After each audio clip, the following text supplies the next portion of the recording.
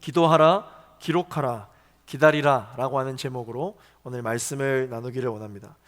제가 매번 이 설교를 준비할 때, 이 인트로를 준비할 때마다 굉장히 고민이 많습니다. 어떻게 하면 우리 청년들에게 오늘 이 설교가 먼 나라 이웃나라 이야기가 아니라 나의 이야기고 여러분들의 일상 속에서 말씀하시는 하나님이심을 좀 이렇게 피부로 와닿게 할 수 있을까 늘 고민을 하게 됩니다. 그러다 보니까 이제 저의 일상도 이렇게 여러분들과 함께 나누면서 설교를 늘 시작하게 되는데요. 지난주에는 이제 1살도 안 된 애를 팔더니 이제 오늘은 아내를 좀 팔려고 합니다. 네, 온 가족을 다 팔아먹게 생겼어요. 네, 저는 아시는 분들은 아시겠지만 이제 아내와 8년을 연애하고 이제 결혼을 했거든요. 네. 지금 길게 연애하고 결혼했다고 자랑하는 거 맞습니다. 네. 도대체 제가 아내와 그러면 이제 8년 동안 연애를 하면서 만나면 뭘 했고 그 8년 동안 무슨 그렇게 할 얘기가 많았으며 어떻게 연애를 하며 시간을 보냈을까요? 여러분 아마 궁금하실 겁니다. 그런데 아내와 저에게는 약간 좀 특이한 점이 있는데요.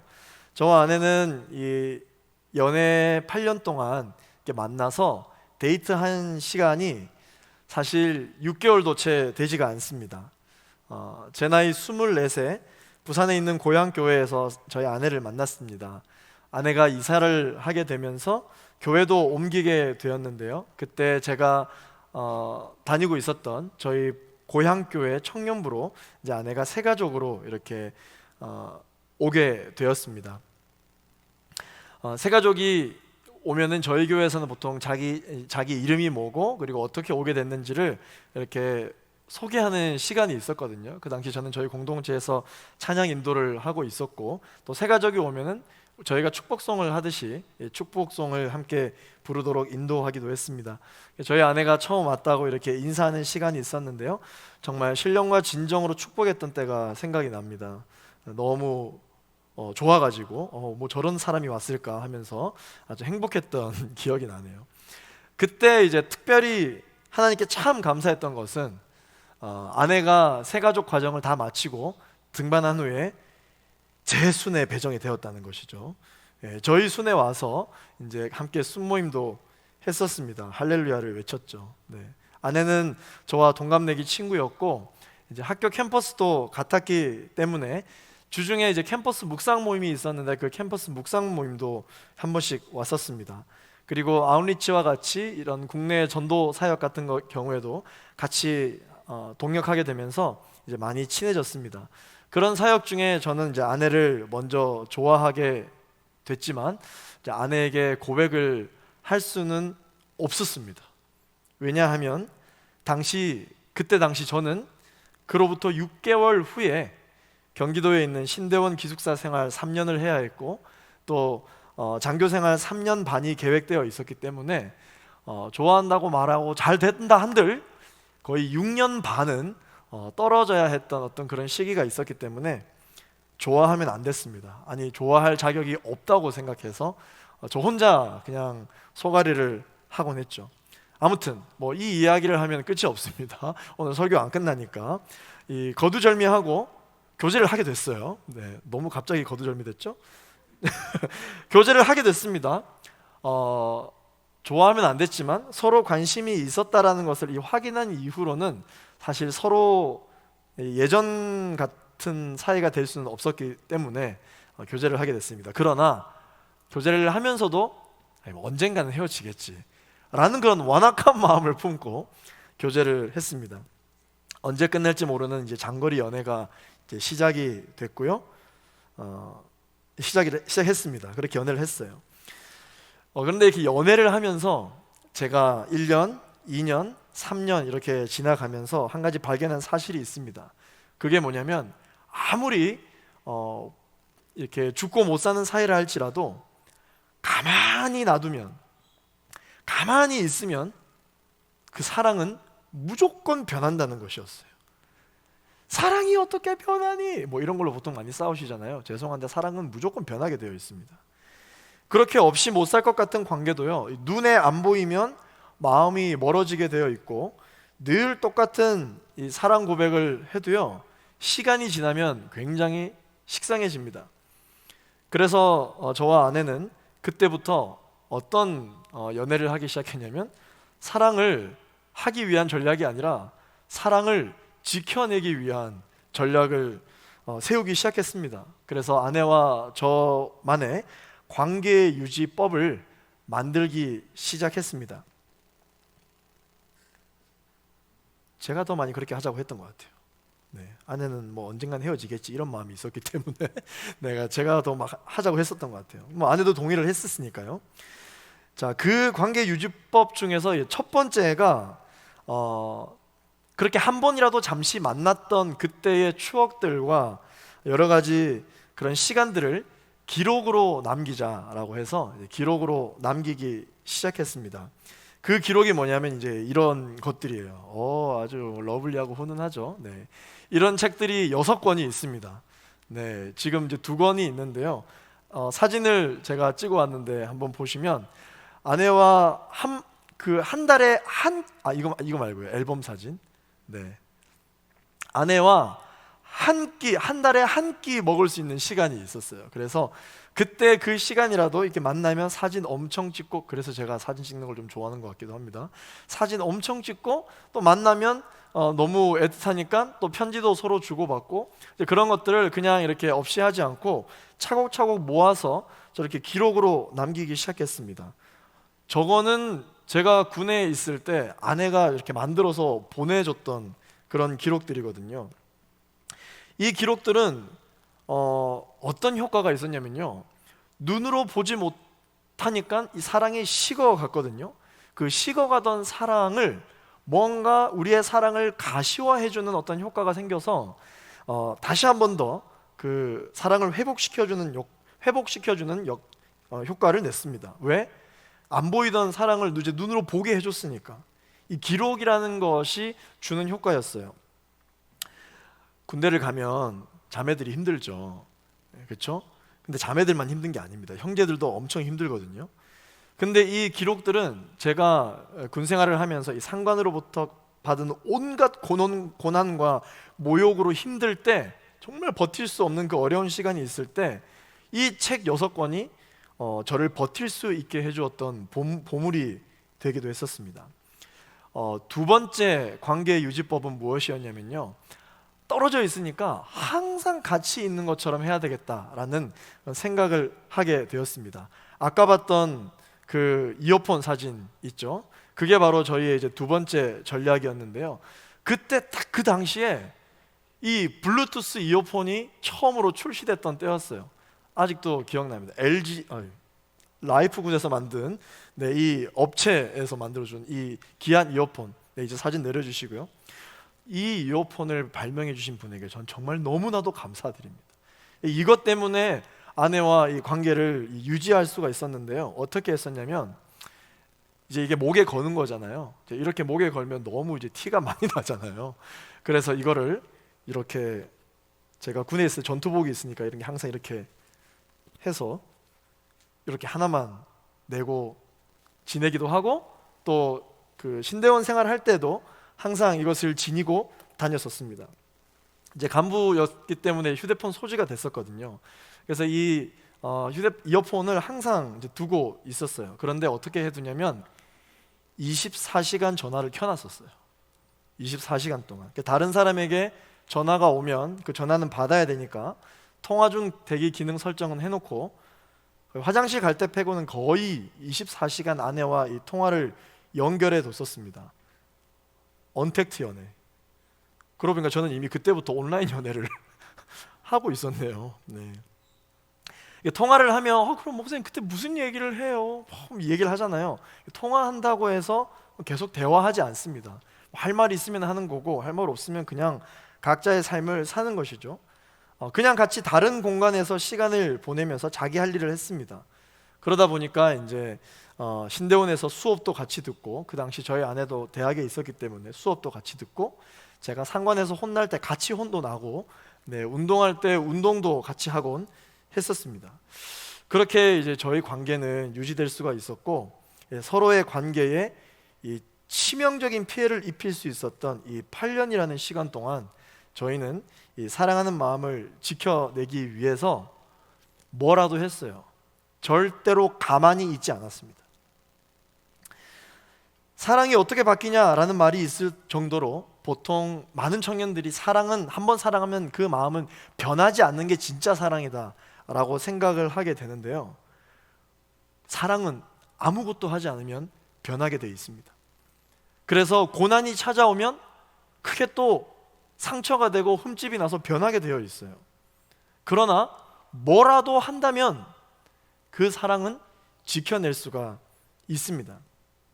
제가 오늘 이 장황한 서론의 이야기를 통해서 하고 싶은 말은요, 우리의 신앙생활에서 하고 있는 하나님과의 관계인 사랑의 관계, 이 관계도 똑같다는 것을 설명하기 위해서예요. 나와 하나님과의 이 사랑의 관계에서도 우리가 아무것도 하지 않으면 고난이 찾아올 때 그 사랑이 변하게 되어 있습니다. 하나님과의 이 사랑을 지켜내기 위해서 우리는 뭐라도 해야 합니다. 왜냐하면 하나님이 우리를 향한 사랑은 늘 변함이 없으신데 우리가 하나님을 향한 사랑이 계속 변하기 때문입니다. 오늘 본문을 보시면 하박국이 만난 하나님에 대해서 잘 나오는데, 하박국이 하나님께 사랑의 관계를 확인하려고 했더니 하나님께서 주신 응답은 뭐였냐면요, 조금 더딜지라도 기다려라 라는 응답을 주셨었습니다. 지난주에 저희가 1장을 살펴봤잖아요. 이 1장을 살펴보면 이 1장의 키워드가 뭐였냐면 왜요? 어째서요? 언제까지? 라고 하는 단어였습니다. 그런데 이 2장의 핵심 키워드는 무엇이냐면 바로 기다리라 라는 것입니다. 기다리라. 저와 여러분들의 인생에, 그리고 신앙생활에 고난이 찾아왔을 때 그 속에서 하나님과의 사랑의 관계를 지켜내려 할 때 우리는 과연 무엇을 해야 할까요? 어떤 액션을 취해야 하나님과의 사랑의 관계를 지켜낼 수가 있을까요? 세 가지를 소개하고자 합니다. 첫 번째는요, 가만히 있으면 안 됩니다. 기도해야 합니다. 오늘 본문을 보시면 지금 자신의 민족이 바벨론 제국에게 짓밟히기 시작하면서 비전과 꿈을 잃었던 이스라엘 민족의 아픔을 지켜보던 이 선지자 하박국은요, 그 아픔을 바라만 보고 있지 않고 가만히 있지 않았습니다. 어떻게 했냐면 본인이 살고 있는 도시의 가장 높은 언덕인 망루에 올라가서 그 땅과 그 민족을 바라보면서 기도했습니다. 오늘 함께 읽었던 본문 1절 말씀을 같이 한번 읽어보겠습니다. 시작. 내가 초소에 서서 망대의 자리를 잡고 주께서 내게 뭐라고 응답하실지 지켜보겠습니다. 하박국은요, 이 고백을 하기 이전에도 일상 속에서 계속해서 하나님과 24시간 대화를 나누며 기도하고 있었습니다. 오늘 우리가 1장 12절부터 17절까지를 읽었는데요, 이 12절부터 17절 말씀을 보면은 우리가 하는 기도와는 조금 다르게 그냥 옆에 있는 사람과 일상적인 대화를 나누는 것만 같은 그러한 부분이 나와 있습니다. 하박국은 그만큼 하나님과 정말 친밀했다는 것을 우리가 알 수 있죠. 오늘 본문 1장 12절 말씀을 한번 읽어보겠습니다. 시작. 오 여호와여, 주께서는 영원 전부터 계시지 않습니까? 내 하나님 거룩하신 주여, 우리는 죽지 않을 것입니다. 오 여호와여, 주께서는 심판을 위해 그들을 세우셨습니다. 오 반석이시여, 주께서는 그들을 세워 벌하셨습니다. 아멘.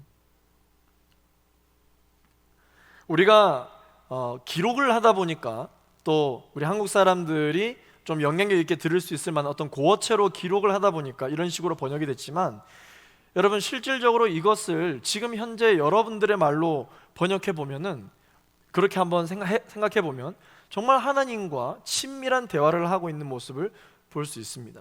오 여호와여, 여러분들 하나님께 기도할 때 오 여호와여 이렇게 하지 않잖아요. 성경에 이렇게 기록되어 있다 보니까 이렇게 읽은 거지. 하나님, 하나님, 하나님을 부르는 거예요. 하나님, 하나님은요 영원 전부터 계시다고 했잖아요. 하나님, 하나님은 거룩하십니다. 그리고 하나님이 거룩하시기 때문에 나는 결코 죽지 않을 거예요.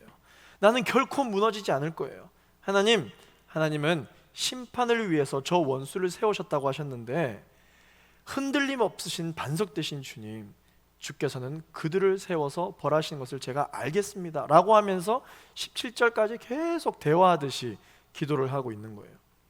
그러면서 이 하박국이 하나님이 어떤 분이시라고 지금 계속해서 설명하고 있냐면, 이 고난 가운데서도 지금 본인이 흔들리고 있는 이 상황 가운데서 본인이 이 무언가 갈피를 잡을 수 없을 만큼 계속 흔들리니까 본인이 의지하는 하나님은 어떤 분이라고 고백하고 있냐면 반석되시다고 고백하고 있습니다. 반석되시다. 하박국의 반석되시는 하나님이라는 고백을 통해 알 수 있는 것은 하박국이 지금 흔들리고 있다는 것이죠. 이 반석이라고 하는 말을 히브리어로 뭐라고 이야기하냐면요, 추리라고 합니다. 추리. 우리 그룹에도 추리 그룹이 있죠. 이 반석 대신 하나님을 뜻하는 것인데요, 자신이 의지할 분, 자기 민족이 의지할 유일한 분이 누구시냐면 견고한 분, 흔들림이 없는 반석 대신 하나님이시다라고 하는 것을 이 기도를 통해서 고백하고 있는 것입니다. 이스라엘 백성들이 예전에 광야 생활을 할 때, 출애굽해서 광야 생활을 할 때 목이 말라서 엄청난 갈증을 호소할 때 하나님께서 샘물이 터져 나오게 하신 곳이 어디였습니까? 바로 반석에서 물을 내셨죠. 그것을 기억해서 하박국은 기도하고 있는 것입니다. 반석 되신 주님, 오늘 우리의 흔들림 가운데 나를 붙들어 주옵소서, 그렇게 기도하고 있는 것이죠. 여호와 추리, 여호와 추리. 그래서 이 믿음의 여정을 흔들림 없이 계속할 수 있게 해달라고 고백하고 있는 것입니다. 내 목숨이 왔다 갔다 하고 있는 이 인생의 지반이 흔들릴 때 우리는 반석 대신 하나님을 붙들고 그 위에 하박국과 같이 설 수 있는 저와 여러분이 되기를 예수 그리스도 이름으로 축원합니다. 시편 40편 2절 말씀에 다윗도 자신의 인생이 흔들릴 때 하나님께 반석 되신 하나님을 붙든다고 고백했습니다. 시편 40편 2절 말씀을 개역개정으로 함께 읽어보겠습니다. 시작. 나를 기가 막힐 웅덩이와 수렁에서 끌어올리시고 내 발을 반석 위에 두사 내 걸음을 견고하게 하셨도다. 할렐루야. 고난의 시간, 환난의 시간, 이야말로 우리가 해야 할 것은 무엇이냐면 반석 되신 하나님을 신뢰하고 그분 앞에 나아갈 수 있어야 하는 것입니다. 이와 같이 많은 신앙의 선배들도요, 본인의 인생의 지반이 흔들릴 때 반석 대신 하나님께 기도했었던 흔적들이 있는데요, 그게 잘 이렇게 전해 내려져 와서 오늘날 저와 여러분들이 예배 때 부르고 있는 찬송가로 많이 남아 있습니다. 영국의 톱 레이디라고 하는 목사님이 계셨는데요, 이 목사님이 태풍으로 인해서 갑자기 쏟아져 내리는 이 폭우를 피하기 위해서 피할 곳을 찾다가 가장 가까운 곳에 아주 큰 바위가 갈라져 있었다라고 합니다. 그 바위 틈을 발견하고는 이제 그곳으로 숨으셨다라고 합니다. 그 갈라진 바위 틈 안에서 숨으셔서 그 태풍을 피하면서 하나님께서는 그 목사님에게 영감을 주셔서 찬송시를 짓게 하셨는데요, 그때 만들어진 찬송이 무엇이냐면 찬송가 494장 만세반석 열리니라고 하는 찬양이에요. 여러분 잘 아시죠? 만세반석 열리니 내가 들어갑니다. 이 찬양이 그렇게 만들어진 찬양이에요. 반석 대신 하나님을 찬양할 수밖에 없는 그런 감사한 순간에 찬양이 만들어진 게 아니라 자신의 목숨이 왔다 갔다 하는 인생의 지반이 흔들리는 바로 그때 반석 대신 하나님을 찬양함으로써 승리하게 되었다라고 하는 것이죠. 또 한 가지 찬송가가 있습니다.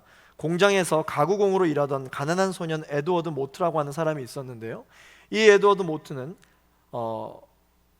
예수를 모르는 사람이었습니다. 그런데 자신이 다니고 있던 그 직장에서 자기 사수에게 복음을 듣고 예수를 믿게 되었습니다.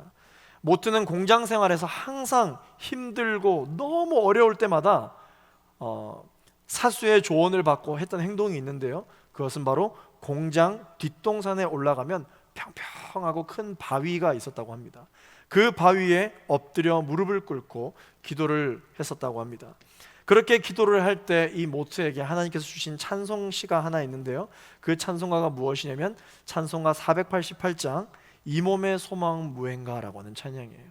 이 몸의 소망 무행가 우리 주 예수뿐일세 우리 주 예수밖에는 믿으리 아주 없도다. 굳건한 반석이시니 그 위에 내가 서리라 그 위에 내가 서리라. 굳건한 반석 한번 같이 해볼까요? 굳건한 반석이시니 그 위에 내가 서리라 그 위에 내가 서리라. 할렐루야. 아멘. 가만히 있으면 하나님과의 사랑의 관계를 우리의 이 고난이 많은 이 인생 가운데 지켜낼 수가 없습니다. 기도해야 지켜낼 수가 있습니다. 두 번째, 어떻게 하면 하나님과의 이 사랑의 관계를 유지할 수 있을까요? 가만히 있으면 안 됩니다. 기록해야 합니다. 오늘 본문 2장 2절 말씀을 함께 읽어보겠습니다. 시작. 그러자 여호와께서 내게 대답하셨다. 이 묵시를 기록하여라. 판에 똑똑히 새겨서 달리는 사람도 읽을 수 있게 하여라. 아멘. 이 묵시라고 하는 말은요, 계시라는 말로 함께 번역이 되기도 하는데요, 묵시나 이 계시라고 하면 어떤 이 비밀스러운 메시지를 보통 여러분들 많이 연상하실 수 있겠지만, 이 계시라고 하는 단어의 본래 원어적 의미가 무엇이냐면요, 뚜껑을 열어서 보여준다라고 하는 의미가 있습니다. 볼 수 없었던 것을 뚜껑을 열어서 보게 함으로 말미암아 직접 보게 한다라고 하는 것이죠. 그 안에 없었던 것이 아닙니다. 그 안에 있는데 이 뚜껑 때문에 못 보는 것이었는데, 묵시와 계시는 그 뚜껑을 열어서 내 눈으로 보게 해준다라고 하는 의미가 있는 것이죠. 그래서 묵시의 말씀, 계시의 말씀이라고 하는 것은 어떤 뜻입니까? 내 눈으로 하나님의 말씀 보게 해주신다라고 하는 의미가 있는 것이죠. 그래서 오늘 본문 말씀에 나와 있듯이 이 말씀을 어디에 기록하라고요? 판에 기록해서 누구나 볼 수 있게, 심지어 달리면서도 볼 수 있게 하라고 한 것입니다.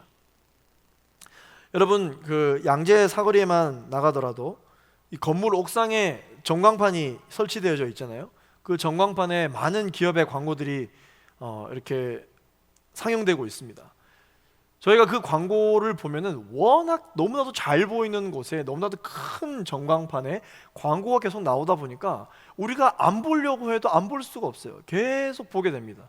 운전하시는 분들은 신호 대기하면서 보시고, 또 양지역을 가다가 또 양지역에서 버스 기다리면서 보시고, 보실 수밖에 없게 되어 있죠. 가장 잘 보이는 곳에 이와 같이 말씀을 써붙이고 기록하라고 오늘 본문에 나와 있습니다. 왜냐? 그렇게 할 때마다, 저와 여러분들의 마음이 흔들릴 때마다 그 말씀이 우리를 붙잡아 준다라고 하는 것입니다. 사랑하는 제프 청년 여러분, 큐티 하시죠? 큐티 하고 계시죠? 이 큐티 하실 때 여러분 그냥 쓱 읽기만 하지 마십시오. 물론 안 읽는 것보다 낫겠지만 그냥 읽기만 하는 것보다 더 여러분들의 신앙을 붙잡아 줄 수 있는 방법이 뭐냐면 기록하는 거예요. 기록하는 거. 여러분들이 받은 은혜, 여러분들에게 주신 말씀, 감동, 그거를 기록하는 것입니다. 그리고 그 기록을 휴대폰에 저장하시고 여러분들이 가장 잘 보이는 곳에 두세요. 여러분들 직장 데스크, 책상에, 여러분 일하는 곳곳마다 잘 보이는 곳에 붙여 놓으세요. 마치 여러분들 예전에 수능 공부할 때 영어 단어 막 하는 곳곳마다 붙여놨던 것처럼 여러분들이 붙잡은 말씀과 약속의 말씀, 그 은혜를 붙여 놓으세요. 부끄러우십니까? 누가 내가 적은 그 말씀을 보기라도 하면 놀릴까 봐? 우리 신앙을 다시 체크해 봐야 됩니다. 그렇게 해보십시오. 여러분들의 삶에 반드시 놀라운 변화가 있을 것입니다. 긍정적인 변화가 있을 것이에요. 하나님께서 저와 여러분을 흔들리지 말라고 가시적인 최고의 기록을 우리에게 주신 것이 있습니다. 그게 뭡니까? 바로 이 성경이죠. 볼 수 없는, 보이지 않는 하나님을 볼 수 있도록 해준 묵시의 기록, 이게 바로 성경입니다. 사랑하는 청년 여러분, 이 성경을 고난 중에도 가까이 하실 수 있는 여러분 되시기를 예수 그리스도 이름으로 축원합니다. 가까이 할수록 우리의 인생 가운데 겪게 되는 모든 고난을 이겨낼 수 있는 노하우가 바로 이 기록이 될 줄로 믿습니다. 초대교회 성도들에게는 이 유행어가 하나 있었거든요. 그 유행어가 뭐냐면 한번 따라해 보시겠습니까? 렉치오 디비나. 렉치오 디비나라고 하는 이 유행어가 있었는데요. 렉치오라고 하는 단어는 독서라고 하는 뜻이고, 디비나라고 하는 단어는 거룩한이라고 하는 뜻을 가지고 있습니다. 그러니까 이 렉치오 디비나라고 하는 것은 거룩한 독서를 의미하는 것이죠. 여러분들의 인생에 여러분들의 생각과 여러분들의 가치관을 정화시켜 보기 위하여, 아마 여러분 또 인생의 방향성을 설정하기 위하여 독서를 많이 하실 것입니다. 초대교회 성도들에게 이 성경을 읽는 것이 바로 그들에게 있어서는 렉치오 디비나였던 것입니다. 나의 영혼의 방향성을 잡고 나의 영혼의 균형을 잡게 만들어주는 거룩한 독서, 이 성경이 초대교회 성도들에게 있어서는 유행이었다고 하는 것이죠. 이 거룩한 독서가 저 여러분들의 인생 가운데 고난을 새롭게 해석할 수 있는 시야를 허락해 줄 줄로 믿습니다. 사람이 살아가는 데 있어서 기본 요소가 뭡니까? 의식주죠. 이 의식주가 충족이 되어지지 않으면 사람은 살 수 없다라고 우리는 배워서 알고 있습니다. 똑같아요. 우리의 영혼도 똑같습니다. 우리의 영혼의 의식주가 없으면요, 우리는 무너지게 되어 있어요. 우리는 못 살아요. 예수 그리스도로 우리가 옷 입고 말씀을 먹으며 교회 공동체 안에서 우리가 예배를 드리며 살지 않으면 우리는 제대로 살기가 어렵습니다. 반드시 어디 한 군데가 고장나게 되어 있어요. 영혼의 의식주를 이 렉치오 디비나, 거룩한 독서가 회복되실 수 있는 여러분 되시기를 예수 그리스도 이름으로 축원합니다. 마지막으로 하나님과의 이 사랑의 관계를 유지할 수 있는 세 번째 방법은요, 가만히 있으면 안 됩니다. 어떻게 해야 됩니까? 기다려야 합니다. 오늘 본문 3절 말씀을 같이 읽어볼게요. 시작. 왜냐하면 이 묵시는 정해진 때가 돼야 이루어지고 마지막 때를 말하고 있으며 반드시 이루어진다. 비록 늦어진다 해도 너는 기다려라. 반드시 올 것이며 지체되지 않을 것이다. 여러분, 이 말씀은요, 어떤 말씀이냐면 예언의 말씀입니다. 예언의 말씀. 예언이 뭡니까? 여러분, 예언이라고 하는 것은 마치 앞으로 일어날 일을 딱딱 정확하게 때려 맞추는 거. 그렇죠? 우리나라 사람들 말로는 예언을 뭐라고 합니까? 점 보는 거. 그게 예언이잖아요. 그렇죠? 앞으로 일어날 일들을 우리가 못 보니까 그걸 보려고 점도 보고, 믿는 사람도 재미있다 셈치고, 뭐 사주 보고, 뭐 타로 카드 뭐 이런 거 하는 거 아닙니까? 가장 확실한, 이미 나의 앞 나를 살아보시고 창조하신 분께서 만들어주신 이 말씀이 예언의 말씀입니다. 우리가 방금 읽었던 이 3절 말씀은요, 사실 1장에서 하박국이 하나님께 호소하였던 불평과 불만에 대한 응답이었습니다. 도대체 저 악한 바벨론을 왜 쓰시는 겁니까? 왜 그 악한 바벨론을 심판하지 않으십니까? 이게 도대체 맞는 행위입니까? 이런 일이 일어나야 합니까? 라고 호소했던 하박국에 대한 응답이 오늘 우리가 읽었던 3절이었습니다. 그런데 여러분, 이 예언이라고 하는 것은요, 우리가 알고 있는 앞일, 내일을 맞추는 것만이 예언이 아니고, 또 예언에 어떠한 의미가 있냐면 우리가 나아가야 할 길, 우리가 살아가야 할 미래의 삶의 방향성을 제시해 주는 것. 우리가 어떤 삶을 살게 될지는 모르지만 너는 이쪽으로 가야 된다, 너는 저쪽으로 가야 된다, 너는 이와 같은 태도로 살아야 한다 라고 하는 삶의 방향성을 알려주는 것 또한 예언이라고 하는 단어에 포함되어져 있는 의미입니다. 여러분들의 신앙생활에는 이 하나님의 예언적인 메시지가 있습니까? 큐티할 때, 묵상할 때, 예배할 때, 찬양할 때, 기도할 때 여러분들의 삶의 방향성을 제시해 주시는 하나님의 예언적인 액션이 있습니까? 그게 바로 여러분에게 말씀해 주시는 예언적인 메시지입니다. 그런데 이 예언이 성취되기까지는 반드시 시간이 필요합니다. 하나님의 시간. 그때까지 믿음의 사람들은 어떻게 해야 되냐면요, 기다릴 수 있어야 합니다. 하박국의 시선으로 볼 때는요, 이 바벨론의 악함이 하늘을 찌르는 듯 어느 누구도 바벨론을 무너뜨릴 수 없을 것만 같이 그렇게 보였지만, 하나님의 시선, 하나님의 시간 안에서의 그 바벨론은 잠시 몸부림을 칠 뿐이었습니다. 결국 이 바벨론은 실제 역사 속에서 이집트를 멸망시키기도 하고 남유다를 침략해서 이스라엘을 포로로 데려가는 등 실제 바벨론의 전성기를 누리게 됩니다. 그래서 그 전성기를 보고 영원할 것 같다고 사람들은 생각하기도 합니다. 그러나 그로부터 70년이라고 하는 하나님의 시간이 지난 이후에 주전 539년에 페르시아 고레스 왕에 의하여 그렇게 영원할 것 같은 바벨론이 완전히 멸망당합니다. 완전히 없어져요. 사라집니다. 영원할 것 같은 바벨론의 악함은 그저 하나님의 시선으로 보면요, 멸망하기 전 마지막 발악으로 보일 뿐이라는 것이죠. 이와 같은 예언적인 메시지에 대한 하나님의 시선이 말씀을 보게 될 때 저와 여러분 가운데 생기게 되는 것입니다. 한치 앞을 내다볼 수 없는 이 시대와 이 어둠 가운데 살아갈 수 있는 하나님의 사람들에게 필요한 것은 무엇이냐면 바로 이와 같은 하나님의 시선이 저와 여러분에게는 필요합니다. 말씀을 맺겠습니다. 사랑하는 JFU 청년 여러분, 사랑은요, 관계는요, 무조건 변해요.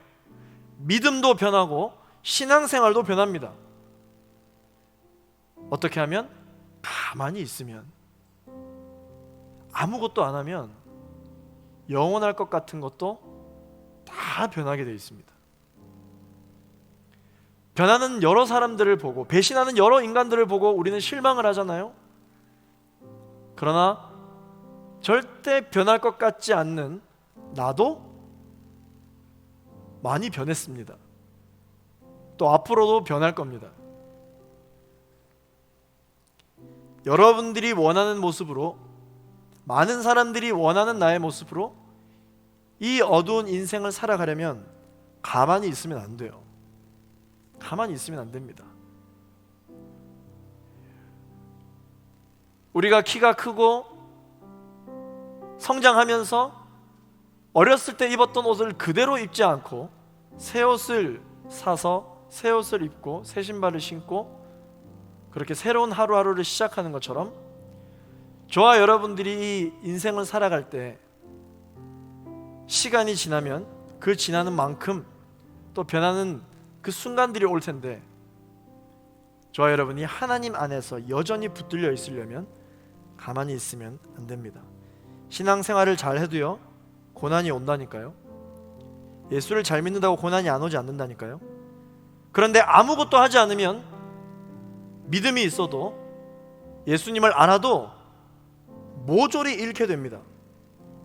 하박국이 민족의 고통 속에서 가만히 있지 않고 망대에 올라가 하나님의 일하심을 지켜보며 기다렸던 것처럼 저와 여러분 또한 이 현재의 고난 속에서, 이 어둠 속에서 계속 그 고난에 파고 들어가고 잠식당할 것이 아니라, 팔짱을 끼고 지켜보는 것이 아니라, 가장 높은 곳인 내 인생의 영적인 망루에 올라가서 하나님의 일하심을 지켜보며 기도하며 기록을 보며 소망을 가지고 기다려야 하지 않을까요?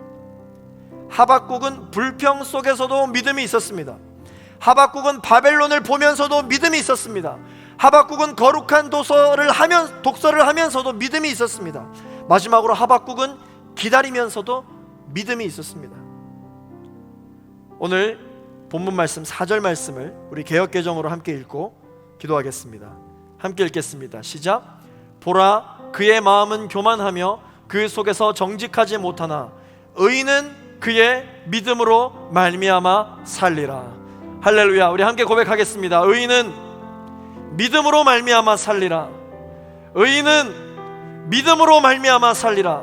마지막으로 고백합니다. 의인은 믿음으로 말미암아 살리라. 저와 여러분, 나는 믿음으로 말미암아 살 수 있는 사람입니다. 믿음으로 사는 사람입니다. 저와 여러분이 잠시 잊고 있었던 이 믿음을 다시 한번 더 회복할 수 있는 이번 한 주가 되기를 예수 그리스도 이름으로 축원합니다. 이 시간 우리 말씀을 기억하면서 기도하겠습니다. 하나님, 고난 가운데 있는 우리의 인생, 빛이 한 줄기 빛도 보이지 않는 이 어둠과 같은 우리의 인생, 이제는 더 뭘 해야 할지도 모르겠고 어떻게 더 하나님 앞에 거해야 할지도 모를 것만 같은 이 시간을 우리 청년들이 보내고 있습니다. 하나님, 이와 같을 때 우리는 무엇을 해야 합니까? 모든 것을 포기하고 손을 놓고 가만히 기다리고만 있는 것이 아니라 하나님과의 사랑의 관계를 지키기 위하여 몸부림을 칠 수 있는 우리 모두가 되게 하여 주시옵소서. 기도하라고 말씀하셨고 기록하라고 말씀하셨고 기다리라고 말씀하셨사오니 오직 의인은 믿음으로 말미암아 살리라고 말씀하신 그 주님의 마음을 붙들고 이 고난 가운데서도 이 어둠 가운데서도 믿음으로 말미암아 승리하며 살아갈 수 있는 우리 모두가 되어지게 하여 주옵소서. 주여 한번 무릎 합심하여 기도하겠습니다. 주여,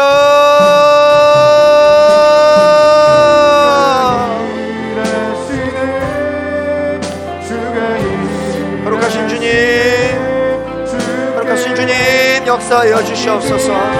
하나님 안에 붙들고 나아갈 수 있는 우리 모두가 되게 하여 주시기를 간절히 바라기를 원합니다. 오직 의인의 믿음으로 말미암아 살리라고 말씀하신 주님, 이미 여기까지 우리를 이끌어주신 그 믿음을 붙들고 나아갈 수 있는 모두가 될 수 있도록 주님 역사하여 주시옵소서. 눈으로 보이지 않는다 하여 없다고 아버지를 불평불만하고 원망하지 아니하게 하여 주시고 우리가 주님과의 이 사랑의 관계를 지켜내기 위하여 거룩한 몸부림이 시작되게 하여 주시기를 간절히 바라기를 원합니다.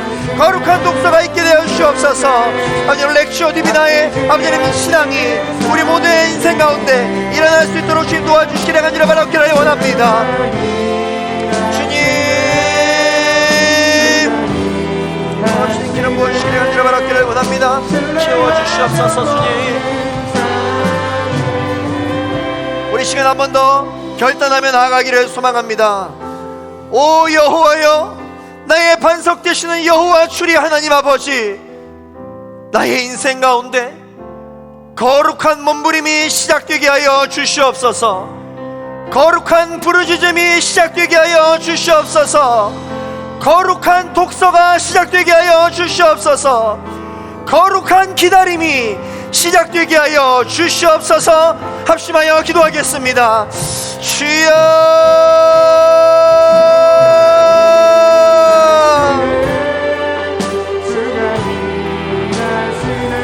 하나님, 반석 되신 우리 주님을 의지하며 나아갑니다. 반석 되신 하나님만을 붙들며 나아가기를 소망합니다.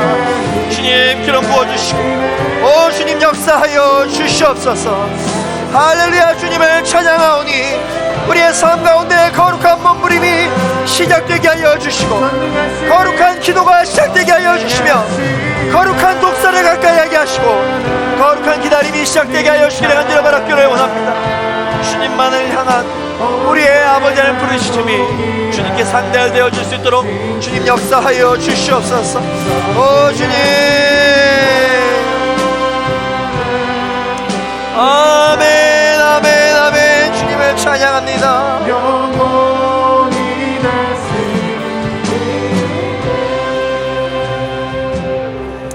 하나님 감사합니다. 이 어둠 가운데 너와 나의 관계를 지키기를 원하느냐? 다시 첫 마음 첫사랑 때처럼 하나님의 사랑을 회복하기를 원하느냐? 하나님께서 지금 어떤 일을 어떻게 계획하고 일하고 계신지를 알기를 원하느냐? 가만히 있으면 아무것도 알 수가 없다라고 주님께서 말씀해 주십니다. 하나님, 오늘 하박국의 말씀을 통하여서 거룩한 부르짖음이 시작되게 해주심에 감사드립니다. 거룩한 독서를 결단하게 해주심에 감사드립니다. 거룩한 기다림을 결단할 수 있게 해주셔서 감사드립니다. 늘 우리의 삶과 우리의 인생은 변하지만 변함없으시고 반석 되신 우리 여호와 주의 하나님을 붙들고 나아가오니 하나님, 나의 인생도 비록 집안이 흔들림을 경험한다 할지라도 하나님의 사랑만큼은 흔들리지 않도록 우리를 강하게 붙들어 주시옵소서. 예수 그리스도 이름으로 기도하였습니다. 아멘.